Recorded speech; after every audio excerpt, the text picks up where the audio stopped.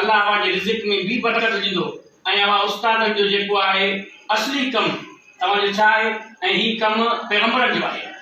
रसूलुल्लाह सल्लल्लाहु अलैहि वसल्लम फरमायो उस्ताद जेको आहे तरबियत ॾियण वारो आहे। नबी सल्लल्लाहु अलैहि वसल्लम दुनिया में आया इन्नमा बुइस्तु लिउतम्मिम मकारिमल अख़लाक़। अख़लाक़ कीअं ईंदो उनजे लाइ इल्म जी ज़रूरत आहे। इल्म असां वटि तॾहिं ईंदो जॾहिं असां इल्म जे लाइ कोशिशि कंदासूं, जफ़ाकशी कंदासूं, जुस्तजू कंदासूं, तॾहिं असां इल्म हासिलु कंदासूं।